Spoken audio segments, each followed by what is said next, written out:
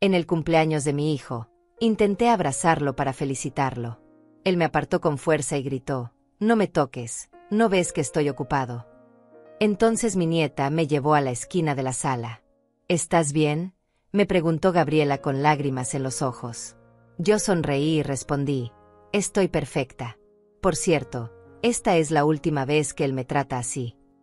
Al día siguiente, cuando él despertó, yo ya me había ido, dejando apenas una carta sobre la mesa del comedor. Pero para que entiendas cómo una madre llega a ese punto, necesito contarte todo desde el principio. Necesito que sepas que esta decisión no fue impulsiva ni producto de la rabia del momento.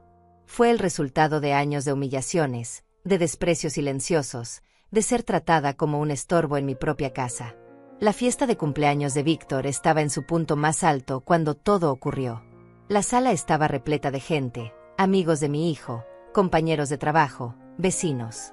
Regina había decorado todo con globos dorados y plateados, había contratado un servicio de catering, había música sonando desde las enormes bocinas que instalaron en la terraza. Yo había pasado toda la tarde en la cocina ayudando con los preparativos, aunque nadie me lo pidió ni agradeció. Corté vegetales, organicé las bandejas, lavé platos. Regina pasaba por mi lado dando órdenes a los del catering sin siquiera mirarme, como si yo fuera parte del mobiliario. Cuando llegaron los invitados, me quedé en un rincón tratando de no estorbar. Algunas personas me saludaban con cortesía forzada, esa cortesía que se le tiene a la anciana de la casa, pero nadie se quedaba a conversar conmigo más de 2 minutos. Vi a Víctor moverse entre sus amigos, riendo, brindando, recibiendo felicitaciones. Se veía tan feliz, tan animado. Por un momento, sentí ese orgullo maternal que nunca se va, sin importar cuánto duela todo lo demás. Ese era mi hijo, el bebé que cargué en mi vientre, el niño que crié, el hombre que ayudé a formar. Y en un impulso, tal vez por nostalgia, tal vez porque en el fondo todavía guardaba la esperanza de que algo del niño cariñoso que fue permaneciera ahí, me acerqué a él. Víctor estaba de espaldas, conversando con 3 hombres de traje. Todos sostenían copas de whisky y hablaban de negocios. Me acerqué despacio, esperando el momento adecuado para no interrumpir. Cuando hubo una pausa en la conversación, toqué suavemente su hombro. «Felicidades, hijo», le dije con una sonrisa. Extendí mis brazos para abrazarlo, como había hecho en cada uno de sus cumpleaños durante 45 años. Era nuestro ritual. O al menos, solía serlo. Pero Víctor se volteó hacia mí con una expresión que nunca olvidaré. No fue sorpresa. No fue incomodidad. Fue molestia pura, como si una mosca insistente hubiera interrumpido algo importante. Y entonces me empujó. No fue un movimiento suave para apartarme. Fue un empujón fuerte, deliberado, lleno de desprecio. «No me toques, ¿no ves que estoy ocupado?», gritó. Su voz retumbó por encima de la música, por encima de las conversaciones. La sala entera pareció detenerse. Las personas más cercanas voltearon a mirarnos. Los hombres con quienes conversaba Víctor se quedaron congelados, sin saber hacia dónde mirar. Yo di un paso atrás, tambaleándome ligeramente. Sentí como todas las miradas se clavaban en mí. El calor de la vergüenza subió por mi cuello hasta mis mejillas. Mis manos, que segundos antes se extendían para abrazar a mi hijo, ahora colgaban a los lados de mi cuerpo sin saber qué hacer. Víctor ni siquiera me miró después de eso. Simplemente se dio la vuelta y continuó su conversación como si nada hubiera pasado, como si no acabara de humillar a su propia madre frente a docenas de personas. Los hombres con quienes hablaba intercambiaron miradas incómodas, pero ninguno dijo nada. Uno de ellos carraspeó y retomó el tema de negocios que estaban discutiendo. La vida continuó para ellos. Para todos menos para mí. Me quedé ahí parada, sintiendo como el mundo se movía a mi alrededor mientras yo permanecía inmóvil, congelada en mi humillación. Podía escuchar los murmullos, las voces bajitas de las señoras comentando lo que acababan de presenciar. «Pobre mujer», escuché que alguien susurró. «Qué falta de respeto», dijo otra voz. Pero nadie se acercó. Nadie vino a consolarme o a preguntar si estaba bien. Solo miraban, comentaban en voz baja, y luego volvían a sus conversaciones como si presenciar el maltrato de una anciana fuera apenas un detalle incómodo en una fiesta por lo demás agradable. Entonces sentí esa mano pequeña y cálida tomar la mía. Gabriela apareció a mi lado como un ángel en medio de la tormenta. «Abuela, ven conmigo», susurró. Su voz temblaba. Cuando la miré, vi lágrimas acumulándose en sus ojos. Mi nieta, de apenas 16 años, era la única en toda esa sala llena de adultos que mostraba compasión genuina. Me guió hacia la esquina de la sala, lejos del centro de atención, lejos de las miradas curiosas. Nos sentamos juntas en un pequeño sofá junto a la ventana. Desde ahí podíamos ver la fiesta continuar como si nada hubiera pasado. Gabriela tomó mis manos entre las suyas. Estaban temblando. «¿Estás bien, abuela?», me preguntó, y su voz se quebró al final de la pregunta. La miré a los ojos. Esos ojos oscuros que tanto se parecían a los de mi difunto esposo. Esos ojos que todavía guardaban bondad, empatía, amor real. Y por primera vez en mucho tiempo, decidí ser completamente honesta. «Estoy perfecta, mi amor», le dije con una calma que me sorprendió. «Por cierto, esta es la última vez que él me trata así». Gabriela me miró confundida, tratando de entender qué quería decir exactamente. «¿Qué vas a hacer?», susurró. Pero yo solo apreté sus manos con ternura y le sonreí. No era momento de explicaciones. No todavía. Primero necesitaba estar segura de mi decisión, necesitaba tener todo claro en mi mente. Nos quedamos sentadas ahí el resto de la noche. Gabriela no se separó de mi lado ni un momento. De vez en cuando me preguntaba si quería irme, si quería subir a mi habitación, pero yo negaba con la cabeza. Quería quedarme. Quería observar. Quería grabar en mi memoria cada detalle de esa noche, porque sabía que sería la última vez que participaría en algo así. Observé a Víctor reír con sus amigos, recibir regalos, soplar las velas de su pastel. Regina circulaba entre los invitados como la anfitriona perfecta, asegurándose de que todos tuvieran bebida, comida, atención. Eran la pareja ideal a los ojos de todos. Nadie sabía lo que pasaba dentro de esta casa. Nadie sabía cómo me trataban cuando no había testigos. Nadie sabía que yo, la dueña original de esta propiedad, vivía como una sirvienta en mi propio hogar. La fiesta terminó pasada la medianoche. Los invitados se fueron uno por uno, dejando atrás vasos vacíos, platos sucios, servilletas arrugadas por toda la casa. Regina se despidió de los últimos con besos en la mejilla y esa sonrisa radiante que reservaba para las apariencias. Cuando la puerta se cerró detrás del último invitado, su sonrisa desapareció como si alguien hubiera apagado un interruptor. «¡Qué desastre!», murmuró mirando la sala. Luego sus ojos se posaron en mí, todavía sentada en el sofá junto a Gabriela. «Antonia, mañana temprano quiero esto impecable. No quiero ver ni una sola mancha en los muebles». No era una petición. Era una orden. Como siempre. Víctor subió las escaleras sin decir una palabra, tambaleándose ligeramente por el alcohol. Ni siquiera me miró al pasar. Para él, yo ya no existía. Tal vez nunca existí realmente, al menos no como una persona con sentimientos, con dignidad. Gabriela apretó mi mano. «Abuela, yo te ayudo mañana a limpiar», susurró. Negué con la cabeza suavemente. «No, mi amor. Tú tienes escuela. Vete a dormir». «Pero...». «Vete a dormir, Gabriela. Todo estará bien». Me miró con esos ojos preocupados, dudando, pero finalmente asintió y me dio un beso en la mejilla antes de subir a su habitación. Cuando escuché su puerta cerrarse, me quedé sola en medio del caos de la sala.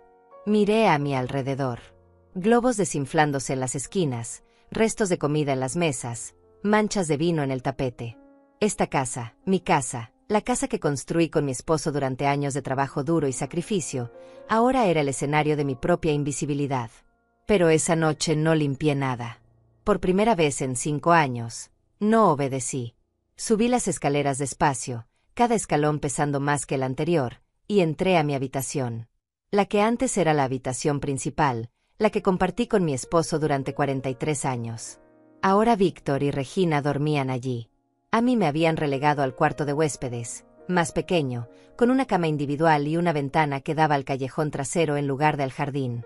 «Es más cómodo para ti, mamá», había dicho Víctor cuando sugirieron el cambio.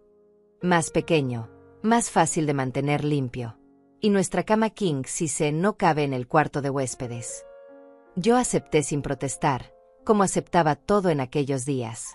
Todavía estaba aturdida por el duelo, todavía me sentía perdida sin mi esposo. Pensé que era temporal, que eventualmente las cosas se acomodarían. Qué ingenua fui. Me senté en el borde de mi cama y miré alrededor de la habitación. No había mucho. Un pequeño armario con mi ropa, una mesita de noche con la fotografía de mi esposo, una lámpara vieja. Nada más. Todo lo demás, todos los muebles hermosos que compramos juntos, todas las decoraciones que elegí con tanto cariño, ahora adornaban el resto de la casa bajo el control de Regina. Ella había rediseñado todo. Cambió las cortinas, reemplazó los cuadros, movió los muebles. Borró cada rastro de la vida que mi esposo y yo construimos aquí, reemplazándola con su propio gusto, su propia visión. Y yo dejé que lo hiciera. Porque estaba cansada, porque estaba triste, porque pensé que no importaba. Que solo eran cosas. Que lo importante era la familia. Pero esa noche, sentada en mi cama individual en el cuarto más pequeño de mi propia casa, me di cuenta de que no fueron solo las cosas las que perdí. Perdí mi lugar, mi voz, mi valor. Me convertí en una sombra, en un estorbo tolerado por caridad. No dormí esa noche. Me quedé sentada mirando la fotografía de mi esposo, recordando tiempos mejores. Recordé cuando compramos este terreno hace 30 años. Era un lote vacío en las afueras de la ciudad, rodeado de campos y árboles. Costó $15,000, una fortuna para nosotros en ese entonces. Ahorramos durante 5 años trabajando turnos dobles, sacrificando vacaciones, negándonos pequeños lujos. Recordé cuando pusimos la primera piedra de los cimientos. Mi esposo y yo, junto con 2 albañiles que contratamos, cavando bajo el sol ardiente. Yo llevaba limonada y sándwiches para todos. Trabajábamos hasta que oscurecía. Recordé cada etapa de la construcción. Las paredes levantándose ladrillo por ladrillo. El techo siendo instalado. Las ventanas colocadas. Los pisos pulidos. Cada dólar que gastamos, cada decisión que tomamos, fue nuestra. Juntos. Esta casa no era solo una propiedad. Era nuestro sueño materializado. Era el testimonio de nuestro amor, de nuestro esfuerzo, de nuestras esperanzas para el futuro. Y ahora me sentía como una intrusa en ella. Cuando el sol comenzó a salir, finalmente me moví. Saqué una maleta vieja del armario, esa que usábamos para los viajes que hacíamos mi esposo y yo. Todavía tenía la etiqueta del último lugar que visitamos juntos, un pueblo costero donde pasamos nuestro 40º aniversario. Comencé a empacar. No tenía mucho. Ropa, algunos artículos de higiene personal, la fotografía de mi esposo, un par de joyas que él me regaló a través de los años. Todo cabía en esa maleta con espacio de sobra. Qué triste, pensé. 68 años de vida y todo lo que realmente me pertenecía cabía en una maleta pequeña. Cuando terminé, saqué papel y pluma de un cajón. Me senté en la cama y comencé a escribir. La carta que cambiaría todo. Víctor. Comencé. Mi mano temblaba. No por miedo, sino por la intensidad de todo lo que necesitaba decir, todo lo que había callado durante años. Escribí durante 1 hora. Cada palabra salía directamente de las heridas que llevaba en el alma. No era una carta de despedida común. Era un testimonio. Era mi verdad finalmente liberada después de estar prisionera tanto tiempo. Le recordé quién construyó esta casa. Le recordé los sacrificios que su padre y yo hicimos para darle una buena vida, una educación, oportunidades. Le recordé cómo lo cuidé cuando estuvo enfermo de niño, cómo trabajé limpiando casas ajenas para pagar sus clases de música, cómo su padre tomó 2 trabajos para que él pudiera ir a la universidad. Le escribí sobre los últimos 5 años. Sobre cómo me convertí en una sirvienta en mi propia casa. Sobre cómo Regina me daba órdenes como si yo fuera su empleada. Sobre cómo él miraba hacia otro lado cada vez que ella me hablaba con desprecio. Le escribí sobre las pequeñas crueldades diarias que tal vez él ni siquiera notaba porque se habían vuelto tan normales. Cómo comían sin esperarme. Cómo tomaban decisiones sobre la casa sin consultarme. Cómo hablaban de mí en tercera persona estando yo presente. Cómo me excluían de las reuniones familiares importantes. Le escribí sobre la humillación de anoche. Sobre cómo me apartó frente a todos esos invitados. Sobre cómo me gritó como si fuera una extraña molesta. sobre cómo ninguno de esos presentes sabía que yo era la verdadera dueña de la casa donde celebraban. Y finalmente, le escribí sobre mi decisión. Me voy, escribí. No porque te odie. No porque no te ame.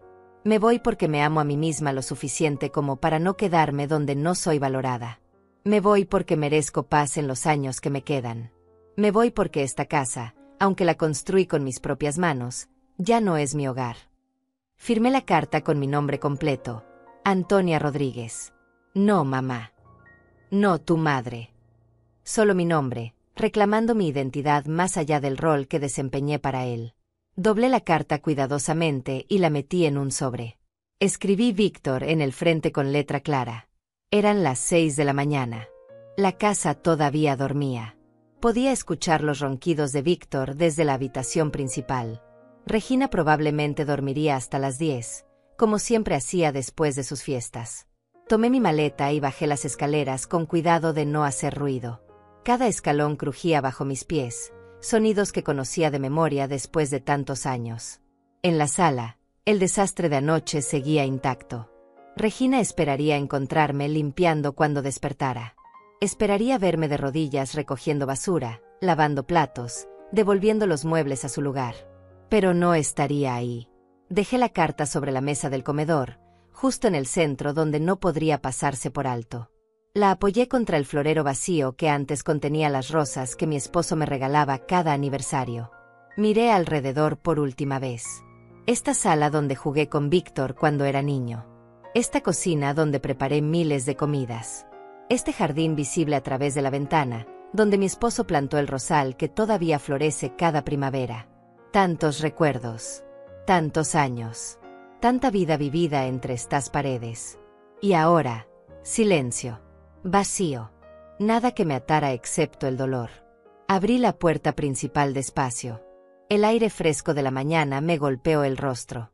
Afuera, la calle todavía estaba oscura, las farolas proyectando círculos de luz amarillenta sobre el pavimento.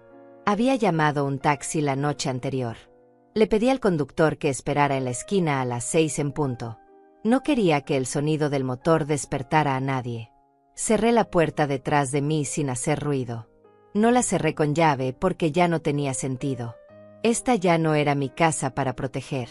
Caminé por el sendero de entrada arrastrando mi maleta.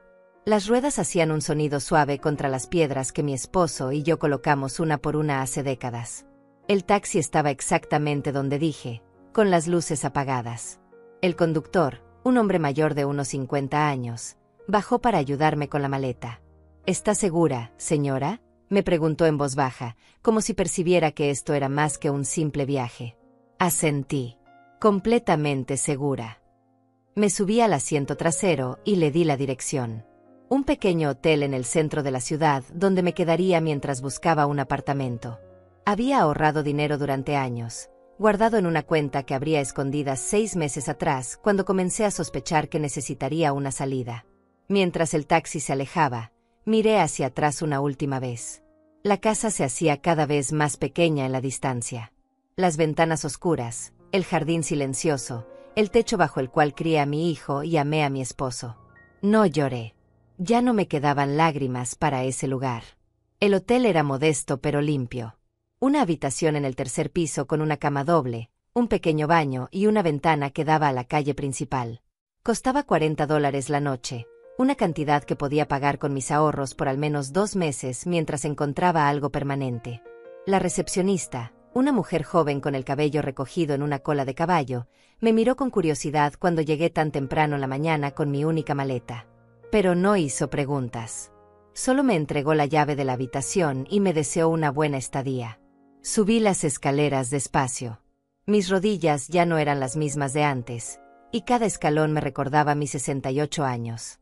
Cuando finalmente llegué a mi habitación, cerré la puerta detrás de mí y dejé caer la maleta al suelo. Entonces, solo entonces, me permití respirar. Me senté en el borde de la cama y miré alrededor. Esta habitación pequeña, con sus paredes color beige y sus muebles genéricos, era mía. Nadie me gritaría aquí. Nadie me daría órdenes. Nadie me haría sentir que estorbaba. Por primera vez en 5 años, estaba sola pero no me sentía sola. Me sentía libre. No sé cuánto tiempo pasó antes de que mi teléfono comenzara a sonar. Lo había dejado encendido a propósito. Quería que Víctor pudiera localizarme si realmente le importaba. Quería ver si, después de leer mi carta, haría el esfuerzo de buscarme.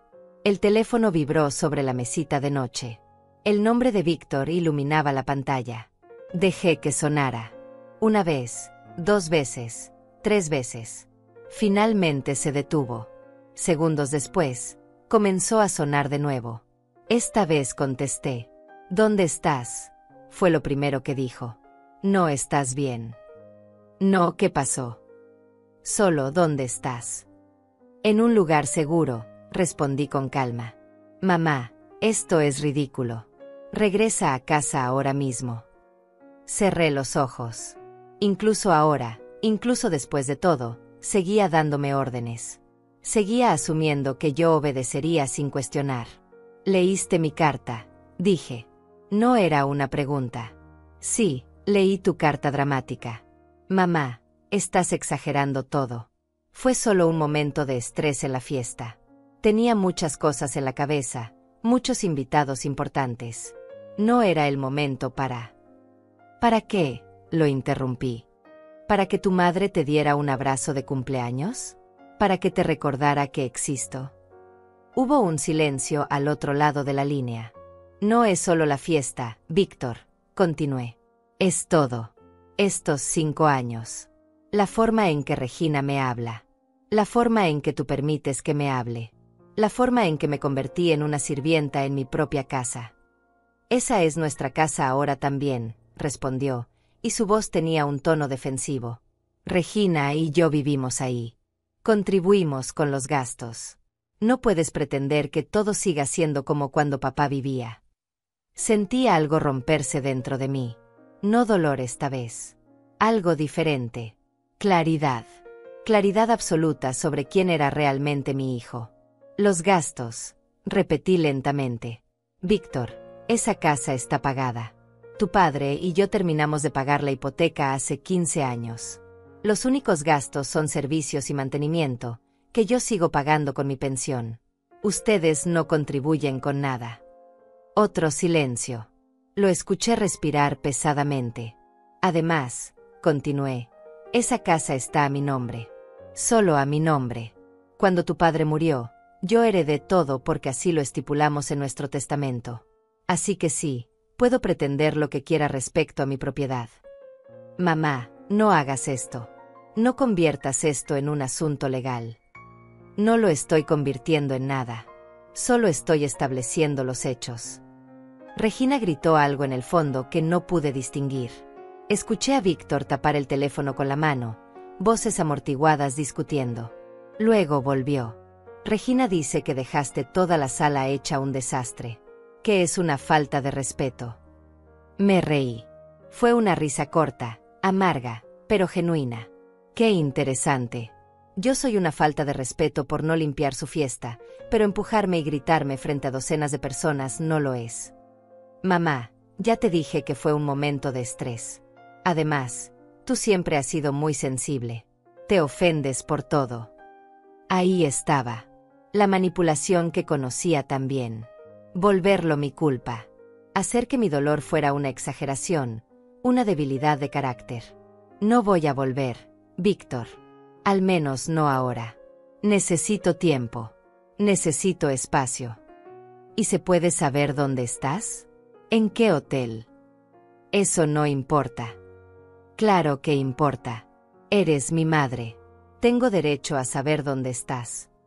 Tengo 68 años, no 6. No necesito que sepas mi ubicación en todo momento. Colgué antes de que pudiera responder. El teléfono volvió a sonar inmediatamente. Lo apagué. Me recosté en la cama y miré el techo. Había grietas en el yeso formando patrones irregulares. Las estudié, tratando de encontrar formas en ellas como hacía cuando era niña mirando las nubes. Mi teléfono seguía apagado sobre la mesita de noche.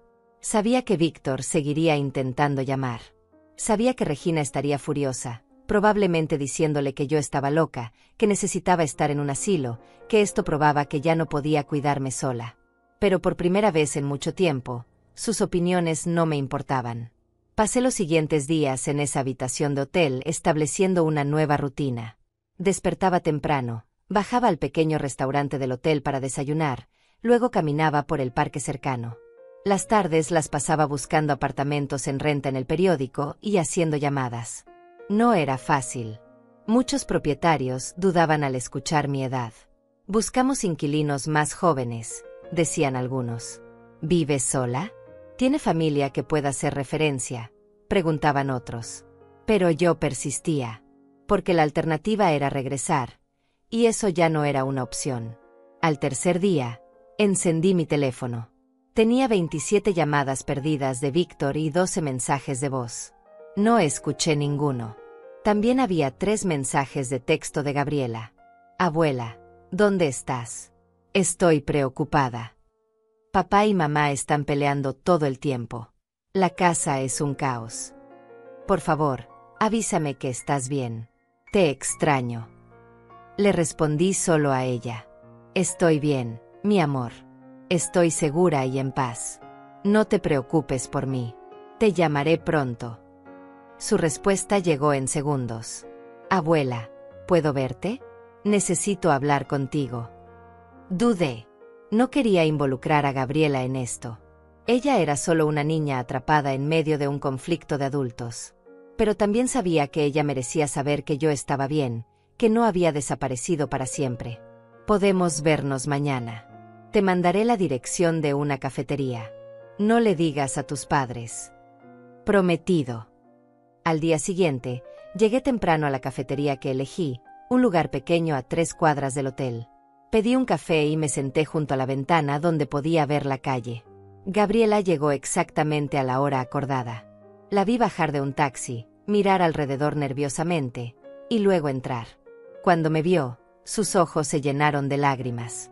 Corrió hacia mí y me abrazó con tanta fuerza que casi me quedo sin aire. Abuela, sollozó contra mi hombro. Pensé que te había pasado algo terrible. Estoy bien, mi cielo. Estoy perfectamente bien. Nos sentamos y ordené un chocolate caliente para ella. Durante varios minutos solo nos miramos, ella secándose las lágrimas, yo sosteniendo su mano sobre la mesa. ¿Por qué te fuiste así?, preguntó finalmente. Sin despedirte. Porque si me hubiera despedido, tu padre habría intentado detenerme. Y yo necesitaba irme, Gabriela. Necesitaba salir de esa casa antes de que terminara de perder todo lo que soy. Lo sé, susurró. He visto cómo te tratan. Cómo mamá te habla. Cómo papá actúa como si no existieras. Siempre he querido decir algo, pero... No es tu responsabilidad, mi amor. Tú no tienes que defenderme. Eres mi nieta, no mi protectora. Pero te quiero. Y me duele verte sufrir. Le apreté la mano. Ya no estoy sufriendo. Por primera vez en años, no estoy sufriendo. Gabriela tomó un sorbo de su chocolate y me miró con esos ojos sabios que a veces los jóvenes tienen. ¿Vas a volver?, preguntó. No lo sé. Tal vez algún día, si las cosas cambian. Pero no pronto. Papá está enloquecido. Sigue llamándote. Mamá también, aunque ella está más enojada que preocupada. ¿Y tú? ¿Estás bien viviendo ahí? Gabriela se encogió de hombros. Es incómodo. Ellos pelean mucho ahora.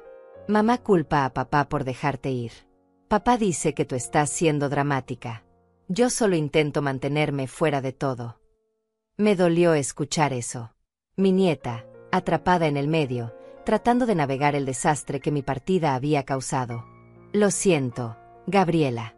Sé que esto es difícil para ti. No te disculpes, abuela. Hiciste lo correcto. Yo solo quiero que seas feliz. Pasamos 2 horas en esa cafetería. Le conté sobre el hotel, sobre mi búsqueda de apartamento, sobre mis planes de empezar una nueva vida.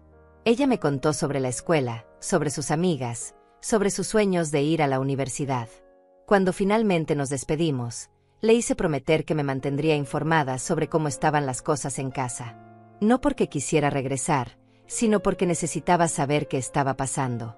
Necesitaba estar preparada para lo que viniera. Porque algo me decía que esto apenas comenzaba. Una semana después de haberme ido, encontré un apartamento. Era pequeño, un estudio en el segundo piso de un edificio viejo pero bien mantenido. Tenía una cocina diminuta, un baño con ducha, y una habitación principal que servía como dormitorio y sala. Costaba $400 al mes, una cantidad que podía pagar cómodamente con mi pensión de $650.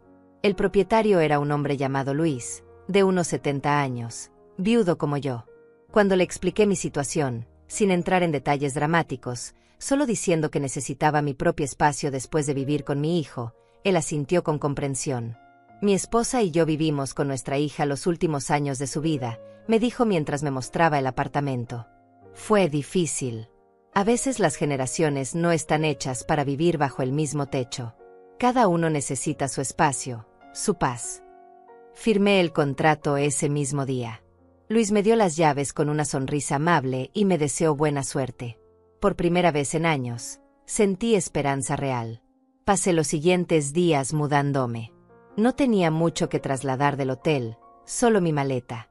Pero necesitaba muebles, utensilios de cocina, ropa de cama. Gasté $1,200 de mis ahorros comprando lo esencial en tiendas de segunda mano.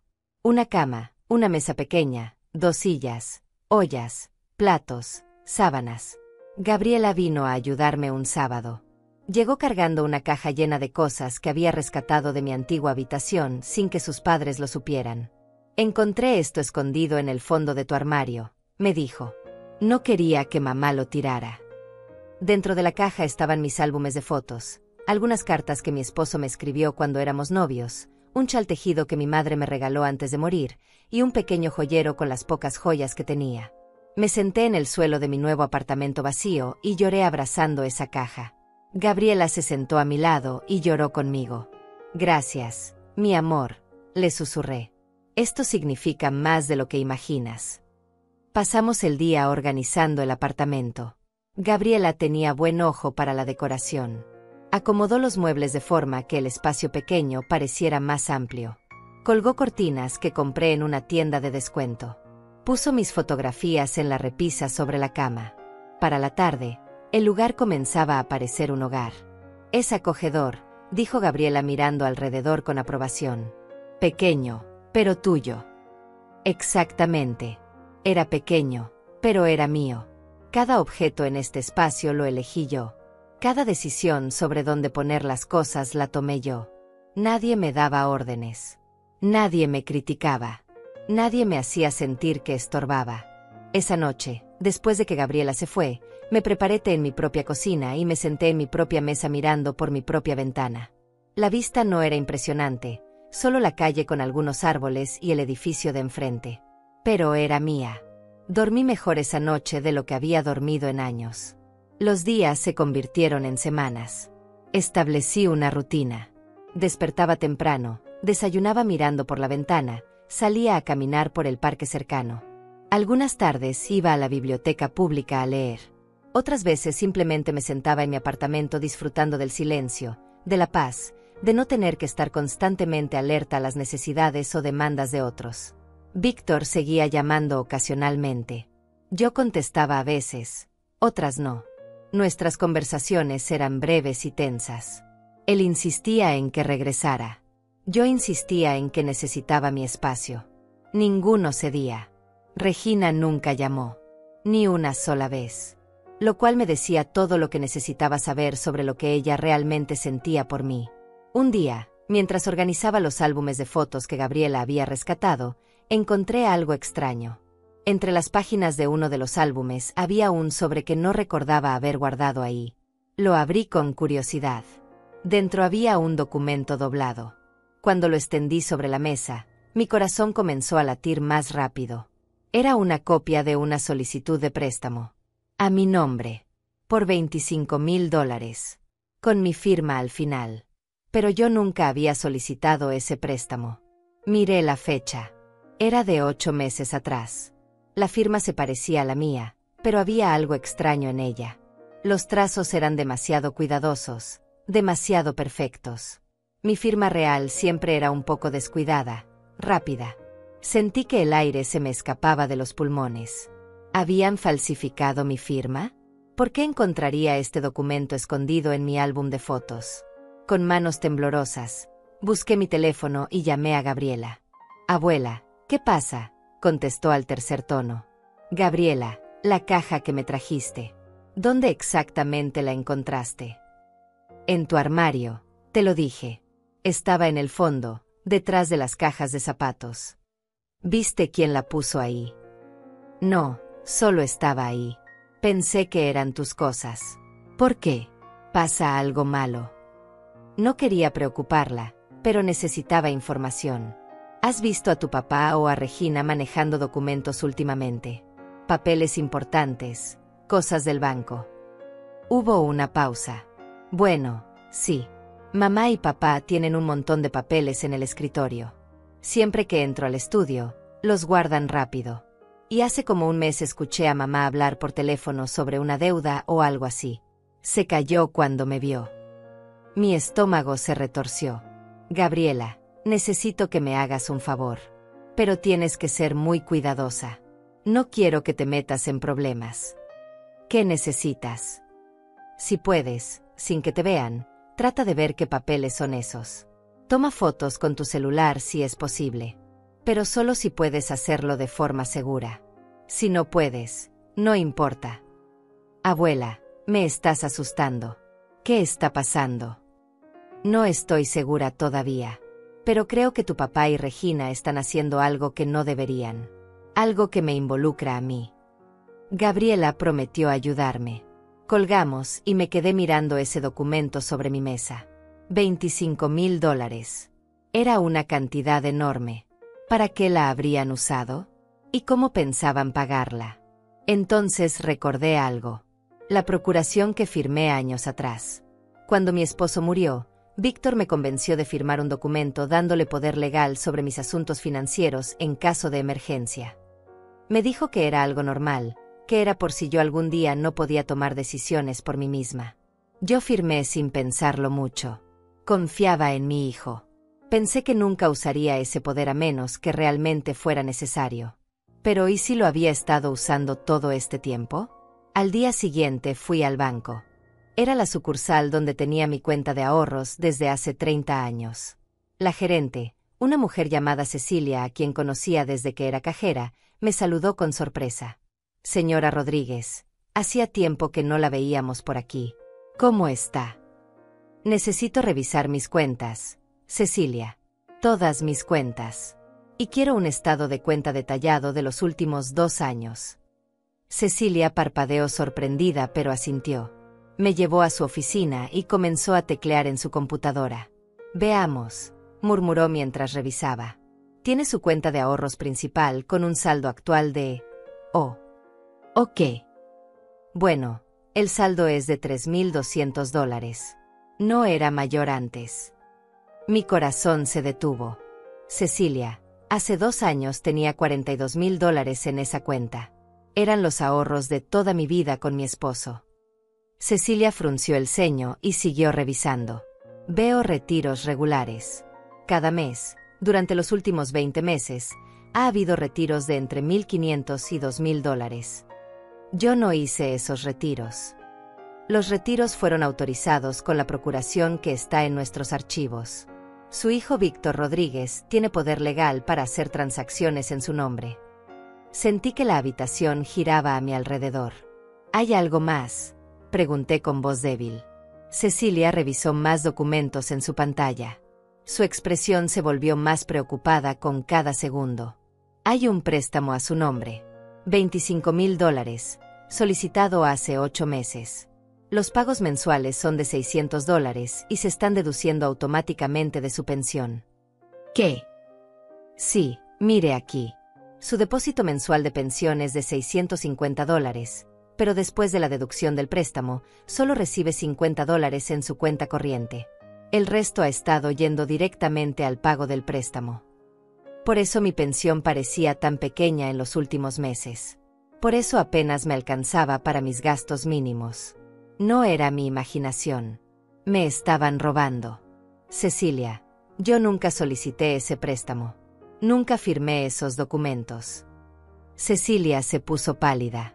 Señora Rodríguez, si lo que dice es cierto, esto es fraude. Necesitamos reportarlo inmediatamente.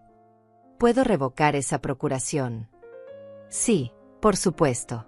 Puedo preparar los documentos ahora mismo. Hazlo. Y quiero bloquear todas mis cuentas para que nadie más que yo pueda hacer transacciones. Cecilia asintió y comenzó a trabajar rápidamente. Mientras esperaba, sentía una mezcla de rabia y tristeza tan intensa que pensé que me ahogaría. Mi propio hijo. Mi propia sangre.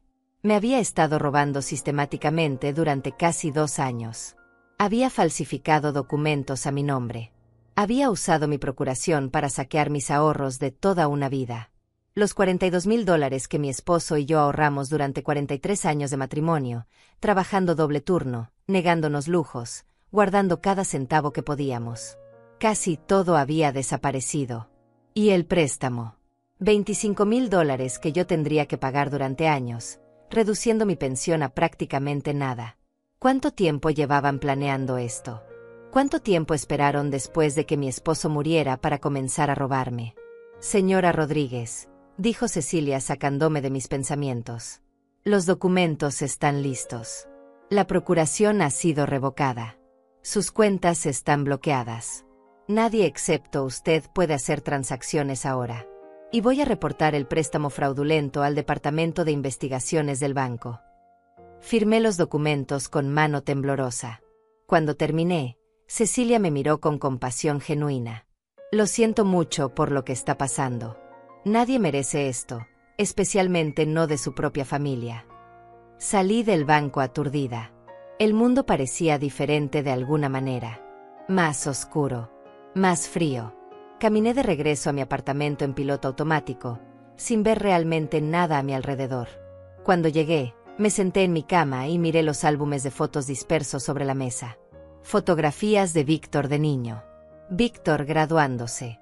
Víctor en su boda. Todas esas memorias de un hijo que amé con todo mi corazón. ¿Dónde se perdió ese niño? ¿Cuándo se convirtió en alguien capaz de robarle a su propia madre? Mi teléfono sonó. Era Gabriela. Abuela, conseguí las fotos. Hay muchos documentos. Te los voy a enviar por mensaje. Pero abuela, creo que hay algo más. Algo peor. Las fotos que Gabriela me envió llegaron una tras otra a mi teléfono. Amplié cada imagen con dedos temblorosos, tratando de leer los documentos que había fotografiado en secreto desde el escritorio de su padre. La primera foto mostraba un folleto colorido. Residencia Golden Years, cuidado especializado para adultos mayores. Mi estómago se contrajo. Seguí deslizando. La segunda foto era una cotización detallada de esa misma residencia. Habitación compartida, $1,200 mensuales.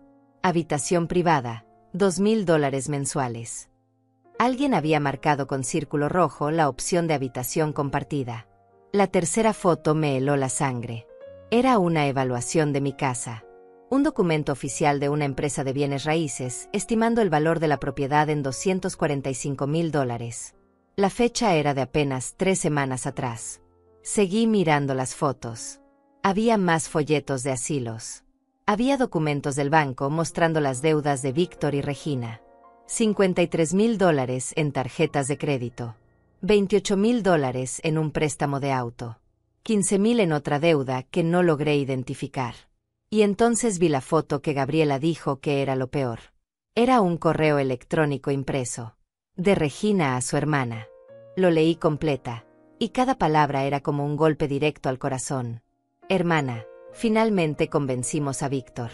Vamos a internar a la vieja en Golden Years el próximo mes. Ya hablé con el doctor Martínez y está dispuesto a firmar los papeles diciendo que tiene demencia senil. Le pagaremos $500 por el favor. Una vez que esté internada y declarada incapaz, Víctor tendrá control total de sus bienes.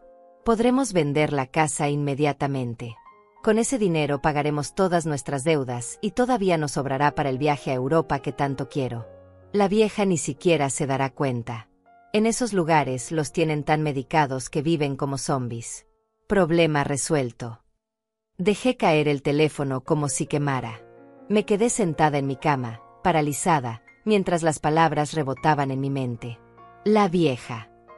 Ni siquiera usaba mi nombre. Solo la vieja. Planeaban sobornar a un médico para que firmara documentos falsos declarándome demente. Planeaban encerrarme en un asilo contra mi voluntad.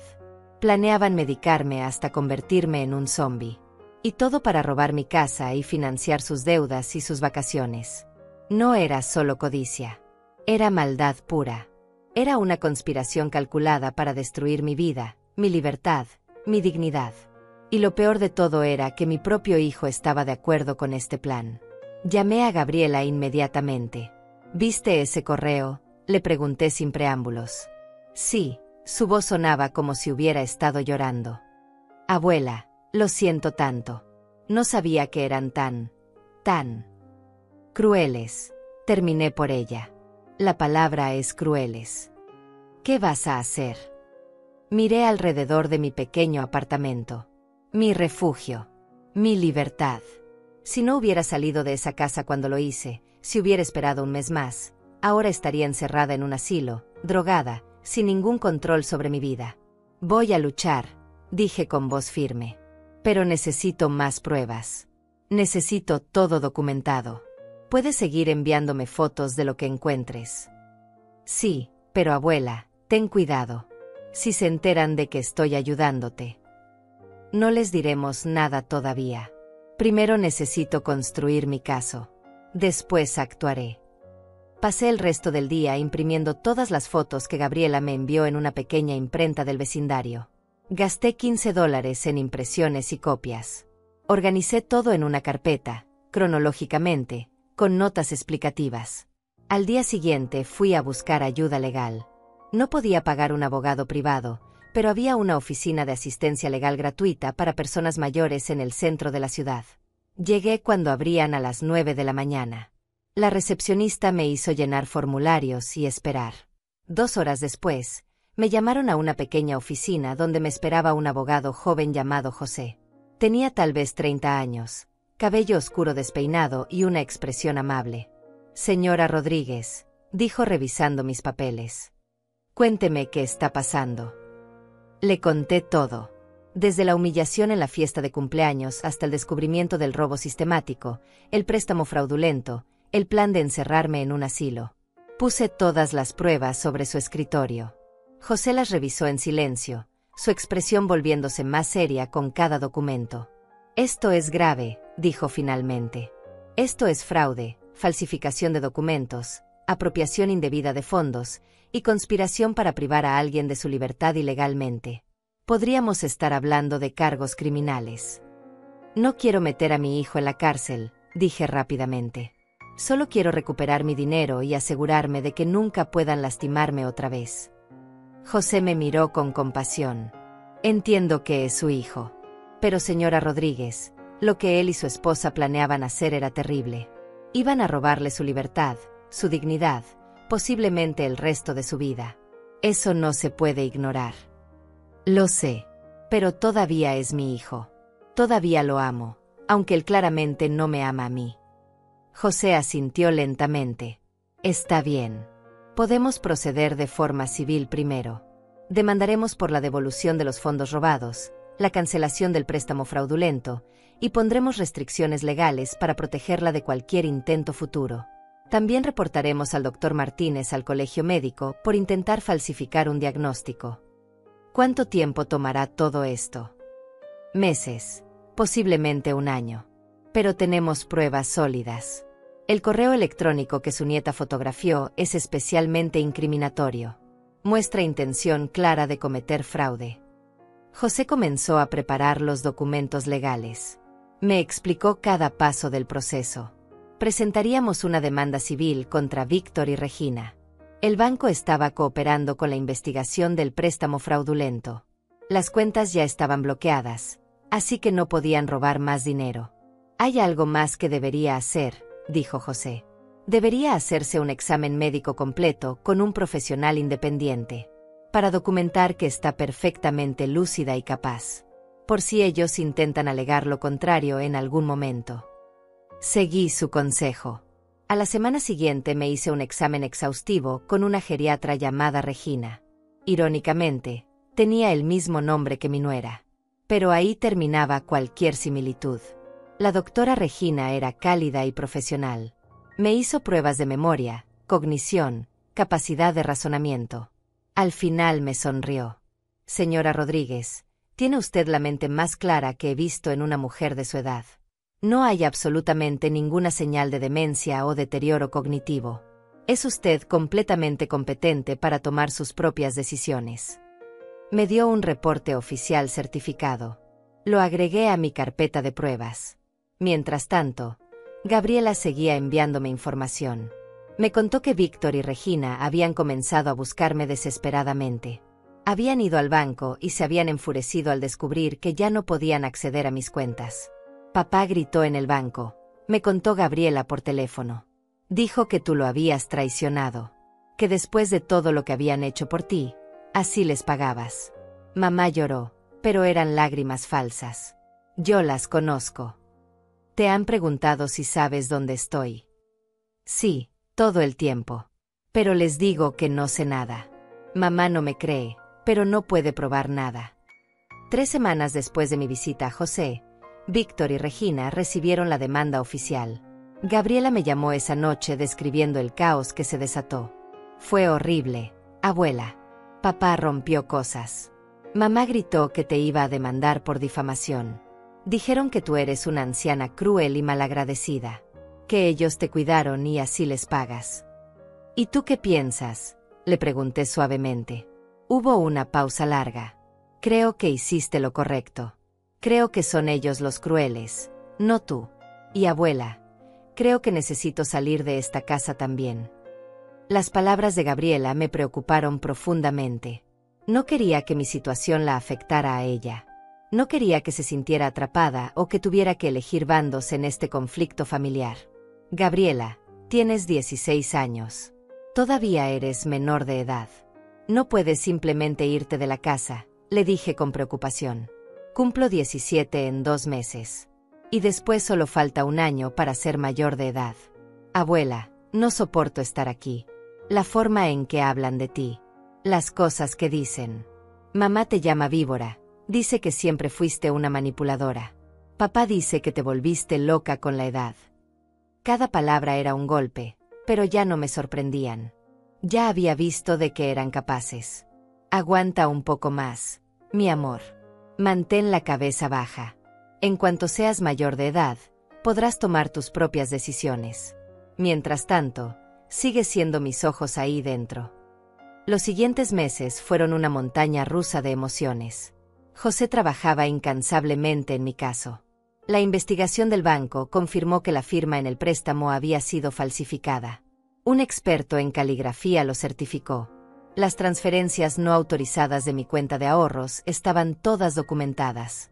Víctor y Regina contrataron a un abogado, un hombre agresivo que intentó pintar todo como un malentendido. Alegaron que yo les había dado permiso verbal para usar mi dinero. Que el préstamo era para reparaciones de la casa que me beneficiaban a mí también. Que la procuración me daba el derecho a manejar mis finanzas. Pero José desmontó cada argumento con pruebas concretas. El correo electrónico de Regina a su hermana fue especialmente devastador para su caso. Era imposible negar la intención criminal cuando estaba escrita tan claramente. El doctor Martínez, el médico que iba a falsificar mi diagnóstico, fue reportado al colegio médico. Le suspendieron su licencia mientras investigaban. Cuando lo interrogaron, admitió que Regina le había ofrecido dinero a cambio de certificar que yo tenía demencia sin siquiera examinarme. Esa confesión destruyó cualquier credibilidad que Víctor y Regina pudieran haber tenido. Mientras el proceso legal avanzaba, yo reconstruía mi vida. Mi pequeño apartamento se había convertido en un verdadero hogar. Había conocido a mis vecinos, especialmente a una señora llamada Cecilia que vivía en el apartamento de al lado. Tenía 72 años, era viuda también, y nos hicimos amigas rápidamente. Tomábamos té juntas por las tardes. Ella me contaba historias de su vida, yo le contaba las mías. No le oculté nada sobre mi situación.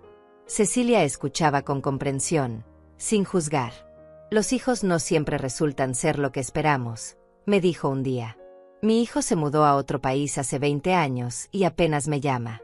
Mi hija me visita una vez al año por obligación. Pero aprendí que la familia que elegimos a veces es más importante que la familia de sangre. Sus palabras me consolaron. Tenía razón. Gabriela, aunque era mi nieta de sangre, me había elegido. Cecilia me había elegido. José, mi abogado, trabajaba en mi caso con una dedicación que iba más allá de lo profesional. Estaba construyendo una nueva familia. Un día, 6 meses después de haber presentado la demanda, José me llamó a su oficina con noticias. Señora Rodríguez, el abogado de su hijo quiere negociar un acuerdo. Saben que van a perder si esto va a juicio. ¿Qué están ofreciendo? Devolverle $30,000 de los fondos apropiados. Cancelar el préstamo fraudulento. Renunciar a cualquier reclamo futuro sobre su propiedad. Y firmar un acuerdo donde reconocen que actuaron inapropiadamente. ¿30,000? Pero me robaron casi 40,000. Lo sé. Pero señora Rodríguez, si vamos a juicio podríamos conseguir más, o podríamos conseguir menos. Los juicios son impredecibles. Y tomarían otros 6 meses como mínimo. Este acuerdo le garantiza recuperar la mayor parte de su dinero ahora. Lo pensé cuidadosamente. $30,000 no era todo lo que perdí, pero era suficiente para vivir cómodamente los próximos años. Y lo más importante, el préstamo sería cancelado. Mi pensión completa volvería a ser mía. ¿Y qué hay de la casa?, pregunté. ¿Ellos todavía viven ahí? Sí, pero según el acuerdo, renuncian a cualquier reclamo sobre la propiedad. Usted podría exigir que se vayan si quisiera. Pensé en mi casa. Mi hermosa casa que construí con mi esposo. La casa donde crié a Víctor. La casa llena de recuerdos, tanto hermosos como dolorosos. ¿Quería recuperarla? ¿Quería volver a vivir ahí? No, dije finalmente. No quiero la casa. Que se queden ahí. Pero quiero que la escritura se transfiera oficialmente a nombre de Víctor. Que sea legalmente suya. Así nunca podrán decir que vivo de su caridad o que les debo algo. José me miró sorprendido. ¿Estás segura? Esa propiedad vale casi $250,000. Estoy segura. Ya no quiero nada que me ate a ellos. Ni siquiera una casa. José agregó esa condición al acuerdo. Una semana después, ambas partes firmamos. $30,000 fueron depositados en mi cuenta. El préstamo fue oficialmente cancelado. La casa fue transferida al nombre de Víctor con una escritura nueva. Yo era libre. Completamente libre. El día que se finalizó el acuerdo, Gabriela vino a visitarme. Traía una pequeña maleta. Abuela, dijo con lágrimas en los ojos. Cumplí 17. Ya no aguanto más estar ahí. ¿Puedo quedarme contigo solo hasta que cumpla 18? Por favor. Miré mi pequeño apartamento. Era apenas suficiente para mí. No había espacio para una segunda cama. Pero ¿cómo iba a decirle que no a la única persona en mi familia que me había mostrado amor verdadero? Por supuesto que sí, mi amor. Siempre habrá espacio para ti. Hablé con Luis, mi casero. Le expliqué la situación. Él fue comprensivo y me ofreció un apartamento más grande en el mismo edificio por $550 al mes. Tenía 2 habitaciones pequeñas. Con parte de mi dinero recuperado, compré una cama y muebles básicos para el cuarto de Gabriela. Nos mudamos al apartamento más grande una semana después. Víctor llamó cuando se enteró de que Gabriela estaba viviendo conmigo. Fue la primera vez que hablábamos desde que se firmó el acuerdo. Le estás metiendo ideas en la cabeza, me acusó. La estás poniendo en mi contra. Gabriela tomó su propia decisión. Yo nunca le pedí que viniera. Ella eligió estar aquí. Es una niña. No sabe lo que quiere. Tiene 17 años. Sabe perfectamente lo que quiere. Y lo que no quiere es vivir en una casa llena de resentimiento y mentiras. Víctor guardó silencio por un momento. Esto es tu culpa, dijo finalmente. Destruiste esta familia. Y colgó. Me quedé sosteniendo el teléfono, sintiendo una tristeza profunda, pero también una extraña paz. Él nunca entendería. Nunca aceptaría su responsabilidad. En su mente, yo era la villana. Y tal vez era mejor así. Tal vez él necesitaba creerlo para poder vivir consigo mismo. Vivir con Gabriela transformó mi vida de maneras que nunca imaginé. El apartamento que había sido mi refugio solitario ahora estaba lleno de vida, de conversaciones, de risas. Ella traía energía juvenil que yo había olvidado que existía. Por las mañanas desayunábamos juntas antes de que ella se fuera a la escuela. Por las tardes hacía su tarea en la mesa mientras yo preparaba la cena. Por las noches veíamos películas o simplemente conversábamos sobre su día, sus sueños, sus planes para el futuro. Quiero estudiar psicología, me dijo una noche. Quiero ayudar a personas que pasan por situaciones familiares difíciles. Como nosotras. Me llenó de orgullo escucharla hablar así. A pesar de todo lo que había presenciado, todo el dolor y la traición, Gabriela no se había vuelto amarga. Quería usar su experiencia para ayudar a otros. Pasaron los meses. Gabriela cumplió 18 años. Celebramos con un pastel pequeño, solo nosotras dos y Cecilia de la puerta de al lado. Fue una celebración modesta pero llena de amor genuino, tan diferente de aquella fiesta de cumpleaños de Víctor que había desencadenado todo. Un día, mientras organizaba unos papeles viejos, Gabriela encontró algo que la hizo detenerse abruptamente. «Abuela, ¿qué es esto?», preguntó mostrándome un sobre amarillento. Lo reconocí inmediatamente. Era una carta que mi esposo me escribió poco antes de morir. La había guardado como un tesoro, pero no la había releído desde su funeral. Era demasiado doloroso. «Es de tu abuelo», dije suavemente. «¿Puedo leerla?». Dudé un momento, pero luego asentí. Gabriela abrió el sobre con cuidado y comenzó a leer en voz alta. «Mi querida Antonia, si estás leyendo esto es porque ya no estoy a tu lado. Quiero que sepas que los 43 años que pasé contigo fueron los más felices de mi vida. Construimos algo hermoso juntos, no solo una casa sino una vida llena de amor y propósito. Te pido solo una cosa, no dejes que nadie, ni siquiera nuestro hijo, te haga sentir menos de lo que eres. Eres fuerte, eres valiosa, eres merecedora de respeto y dignidad. Si alguna vez sientes que estás perdiendo tu camino, recuerda quién eres. Recuerda todo lo que logramos juntos. Y ten el valor de elegir tu propia felicidad, siempre». Gabriela terminó de leer con lágrimas rodando por sus mejillas. Yo también estaba llorando. «Es como si supiera», susurró. «Como si supiera lo que iba a pasar». «Tu abuelo siempre fue sabio», dije limpiándome las lágrimas. Y tenía razón. Me tomó mucho tiempo, demasiado tiempo, pero finalmente tuve el valor de elegir mi propia felicidad. Gabriela me abrazó fuerte. Nos quedamos así largo rato, abuela y nieta, dos mujeres que habían encontrado fuerza la una en la otra. Pero mi historia con Víctor y Regina aún no había terminado. Aunque el acuerdo legal estaba firmado y cerrado, las repercusiones de todo lo sucedido seguían desarrollándose. Un día recibí una llamada inesperada. Era la hermana de Regina, la misma a quien ella le había escrito aquel correo electrónico revelador. «Señora Rodríguez», dijo con voz vacilante. «No sé si debería llamarla, pero siento que necesita saber algo».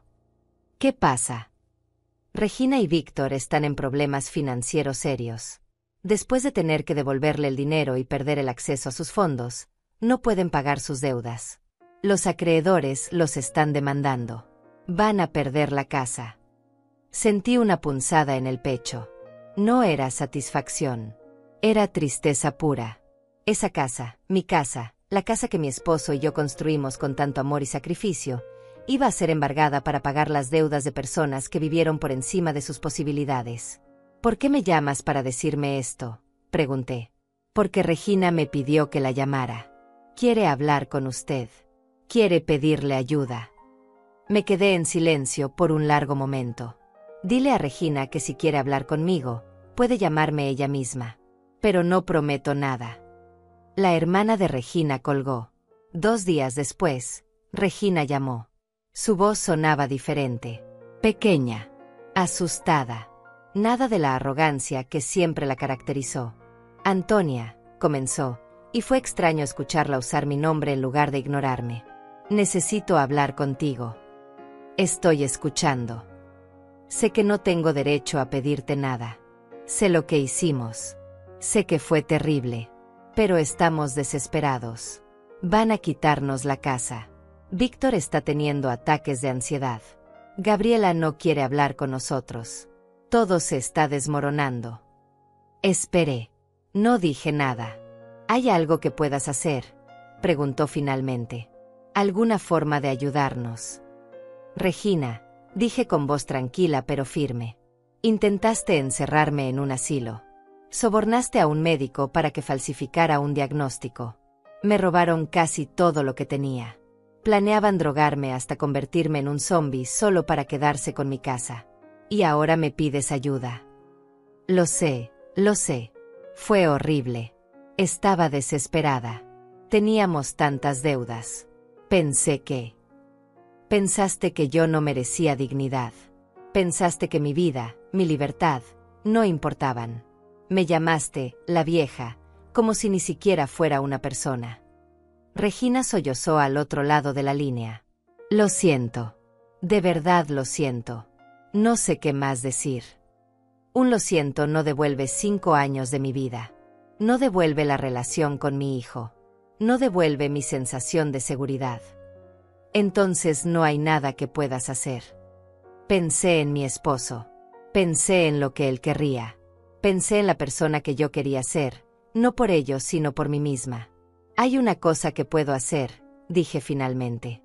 Puedo comprar la casa antes de que el banco la embargue. Les pagaré $200,000, menos de lo que vale pero suficiente para cubrir sus deudas principales. Pero con condiciones. ¿Qué condiciones?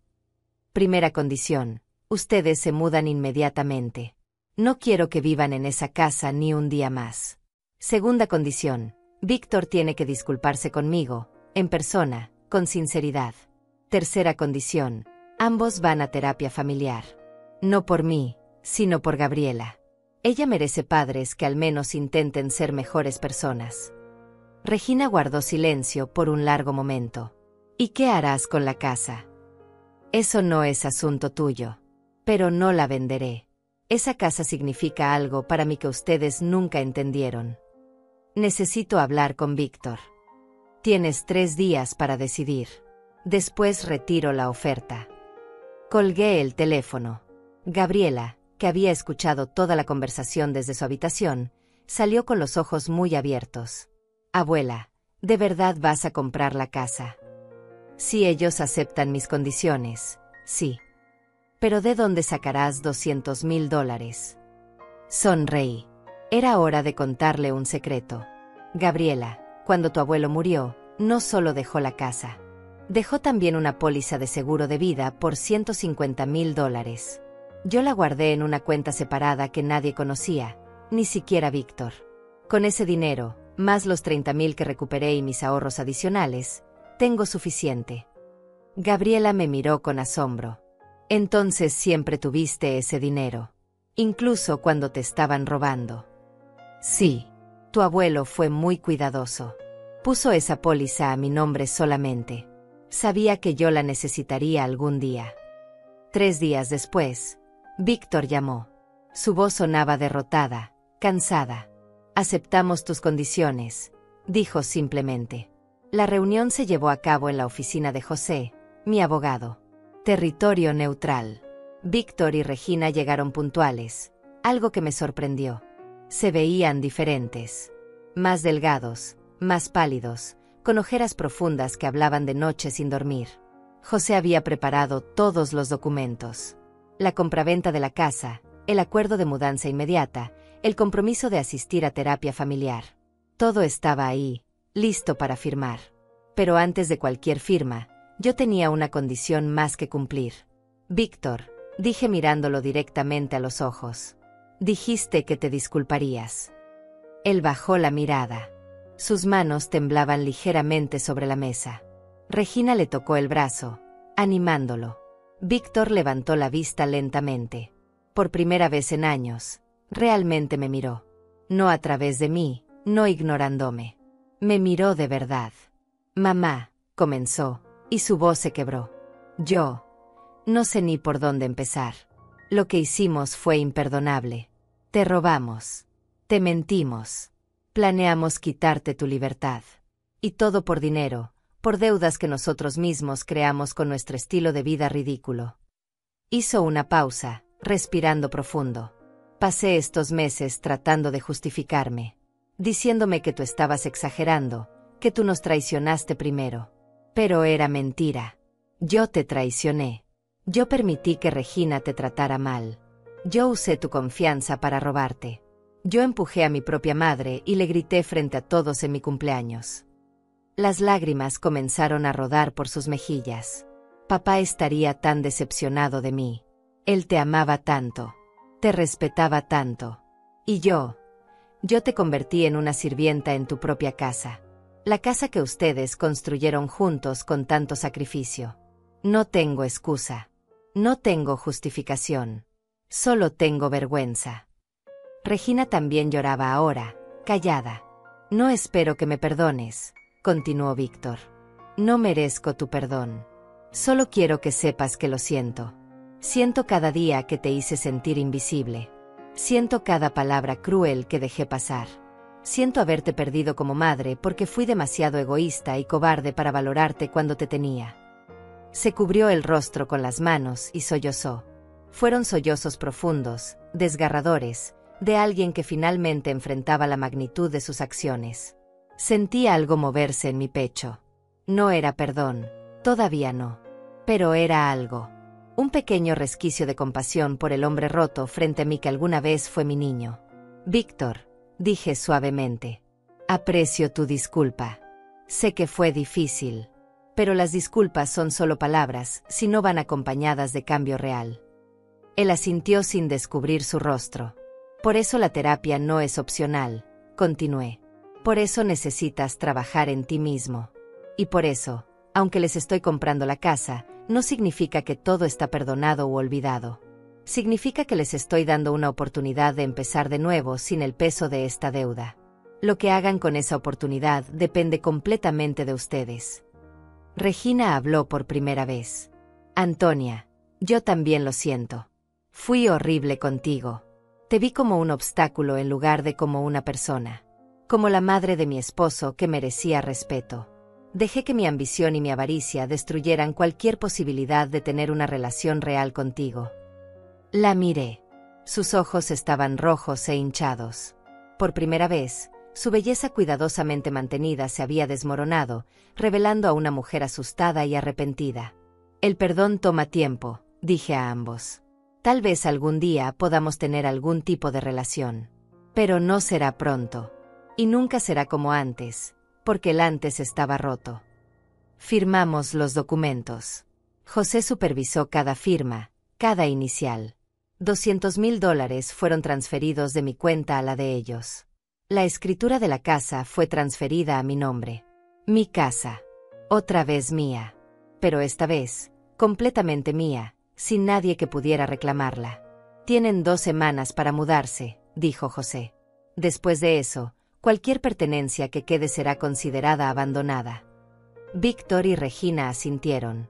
Se levantaron para irse, pero Víctor se detuvo en la puerta. Mamá, ¿hay alguna posibilidad de que Gabriela regrese a casa? Esa es decisión de Gabriela, no mía. Ella es mayor de edad ahora. Puede elegir dónde quiere vivir. Podemos al menos hablar con ella. Pueden intentarlo. Pero ella es libre de rechazarlo si quiere. Yo no interferiré de ninguna manera. Víctor asintió con tristeza y salió con Regina. Cuando se fueron, me quedé sentada en la oficina de José por un largo momento. Hizo algo increíble hoy, señora Rodríguez, dijo José. Les dio una salida cuando no la merecían. No lo hice por ellos. Lo hice por mí. Para poder mirarme al espejo y saber que actué con integridad, incluso cuando ellos no lo hicieron. ¿Y qué hará con la casa? Sonreí. Tenía un plan. Un plan que mi esposo habría amado. 2 semanas después, Víctor y Regina se mudaron a un apartamento pequeño al otro lado de la ciudad. Gabriela fue a verlos una vez, por mi insistencia. La conversación fue difícil pero necesaria. Ellos se disculparon con ella también.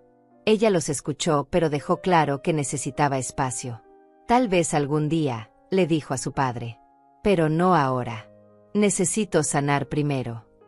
Cuando la casa estuvo vacía, fui a visitarla. Gabriela vino conmigo. Abrimos la puerta y entramos juntas. Todo se veía diferente sin los muebles de Regina, sin sus decoraciones pretenciosas. Pero los huesos de la casa estaban ahí. Las paredes que mi esposo y yo levantamos. Los pisos que pulimos juntos. Las ventanas que instalamos con tanto cuidado. Caminé por cada habitación, tocando las paredes, recordando. Gabriela me seguía en silencio, respetando mi momento. En la habitación principal, la que había sido mía y de mi esposo, me detuve junto a la ventana que daba al jardín. El rosal que él plantó todavía florecía hermoso. «Abuela», dijo Gabriela suavemente, «vas a volver a vivir aquí». Me volteé hacia ella con una sonrisa. «No, mi amor. Esta casa tiene demasiados recuerdos, tanto hermosos como dolorosos. Pero tengo otros planes para ella». «¿Qué planes?» «Voy a convertirla en un refugio. Un lugar donde mujeres mayores que están pasando por situaciones de abuso familiar puedan quedarse temporalmente mientras reconstruyen sus vidas. Un lugar seguro, lleno de dignidad y respeto. Lo llamaré Casa Antonia, en memoria de tu abuelo y en honor a mi propia jornada». Los ojos de Gabriela se llenaron de lágrimas. «Abuela, eso es hermoso. Abuelo estaría tan orgulloso. Y tú me ayudarás. Cuando termines la universidad y te conviertas en psicóloga, podrás ofrecer terapia a las mujeres que se queden aquí». Gabriela me abrazó fuerte. «Por supuesto que sí. Será un honor». Nos quedamos ahí, abuela y nieta, en la casa que había visto tanto dolor pero que ahora vería esperanza y renovación. La historia estaba llegando a su fin. Pero también estaba comenzando algo nuevo. Han pasado 2 años desde aquella fiesta de cumpleaños que cambió mi vida para siempre. 2 años desde que salí de esa casa en la madrugada con una maleta y una carta. 2 años de reconstrucción, de sanación, de descubrirme a mí misma nuevamente. Casa Antonia abrió sus puertas hace 1 año. La primera residente fue una mujer de 73 años llamada Carmen, cuyo hijo la había dejado en la calle después de vender su casa sin su consentimiento. Llegó con solo una bolsa de ropa y el corazón roto. Pasó 3 meses con nosotros. José le ayudó a recuperar parte del dinero de la venta. Encontró un pequeño apartamento. Y cuando se fue, me abrazó llorando y me dijo, «Me devolviste la esperanza». Desde entonces han pasado 7 mujeres más por Casa Antonia. Cada una con su propia historia de traición familiar, de abuso económico, de ser invisibilizadas en sus propios hogares. Cada una encontró refugio, apoyo legal gratuito con José, y tiempo para sanar. Gabriela se graduó de la preparatoria con honores y ahora está en su 2º año de psicología en la universidad. Viene 2 tardes por semana a Casa Antonia para hacer sus prácticas, ofreciendo grupos de apoyo para las residentes. Ver su compasión, su dedicación, me llena de un orgullo que no puedo describir. Cecilia, mi vecina y amiga, se convirtió en voluntaria de Casa Antonia también. Cocina para las residentes, organiza tardes de té, simplemente está ahí como presencia reconfortante. «Esto me da propósito», me dijo.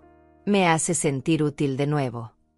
En cuanto a Víctor y Regina, cumplieron con las sesiones de terapia durante 6 meses. Víctor me llama ocasionalmente, conversaciones breves y todavía algo incómodas. Me cuenta sobre su vida, su trabajo, cómo están intentando vivir con menos y valorar más. Regina envió una carta hace 3 meses, escrita a mano, disculpándose nuevamente y deseándome lo mejor. No tenemos una relación cercana. Tal vez nunca la tendremos. Pero hay paz. Una paz frágil pero real. Y eso es suficiente por ahora. Gabriela los ve cada 2 meses para almorzar. Dice que están cambiando, lentamente. Que papá habla de mí con respeto ahora. Que mamá pregunta por mí con lo que parece ser interés genuino. No sé si es verdad o si es demasiado tarde, pero me alegro de que ella pueda tener algún tipo de relación con sus padres. Esta mañana desperté en mi apartamento, el que comparto con Gabriela. Preparé café y me senté junto a la ventana a ver el amanecer. Mi teléfono vibró con un mensaje. Era de Víctor. «Mamá, sé que no tengo derecho a pedirte esto, pero ¿podríamos vernos para tomar café algún día? Sin presiones, sin expectativas. Solo conversar. Si no quieres, lo entiendo completamente». Miré el mensaje por largo rato. Hace 2 años, un mensaje así me habría llenado de ansiedad, de dudas, de miedo a ser lastimada nuevamente. Pero ahora, con todo lo que he construido, con la fortaleza que encontré, con la vida que recuperé, solo sentí calma. Podemos intentarlo, respondí. El próximo martes a las 3 en la cafetería junto al parque. La misma donde me reuní con Gabriela aquella primera vez. Su respuesta llegó en segundos. Gracias, mamá. Nos vemos ahí. No sé cómo será esa reunión. No sé si Víctor y yo podremos reconstruir algo que se parezca a una relación madre-hijo. Pero ahora sé algo que no sabía antes. Mi valor no depende de que él me valore. Mi paz no depende de su aprobación. Mi felicidad no está atada a su presencia o ausencia en mi vida. Construí una vida hermosa de las cenizas de mi dolor. Convertí mi tragedia en propósito. Transformé mi casa de memorias dolorosas en un refugio de esperanza para otras mujeres. Me miro al espejo ahora y veo a una mujer diferente de la que era hace 2 años. Veo canas que ya no intento ocultar. Veo arrugas que cuento con orgullo porque cada una representa una batalla que sobreviví. Veo ojos que brillan con una luz que había olvidado que existía. Tengo 68 años. No sé cuántos me quedan. Pero sé esto con certeza, los años que me quedan serán míos. Viviré con dignidad, con propósito, rodeada de personas que me eligen y a quienes yo elijo. A todas las mujeres que están leyendo esto, a todas las que se sienten invisibles en sus propios hogares, a todas las que piensan que es demasiado tarde para cambiar su situación, les digo, nunca es demasiado tarde. Nunca eres demasiado vieja. Nunca estás demasiado cansada para elegir tu propia felicidad. Yo salí de esa casa a los 68 años con una maleta y un corazón roto. Hoy tengo 70, un apartamento lleno de amor, un propósito que me levanta cada mañana y una paz que nadie puede quitarme. Si yo pude hacerlo, tú también puedes. La vida que mereces está esperándote del otro lado del miedo. Solo tienes que tener el valor de dar el primer paso, de escribir esa carta, de empacar esa maleta, de cerrar esa puerta y caminar hacia tu libertad. Y cuando lo hagas, descubrirás lo que yo descubrí, que la persona más importante que necesita amarte, valorarte y respetarte, eres tú misma.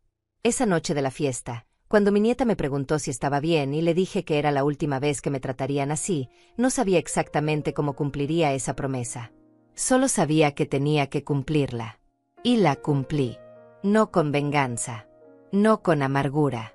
Sino con dignidad, con valentía y con amor propio. Mi nombre es Antonia Rodríguez. Tengo 70 años.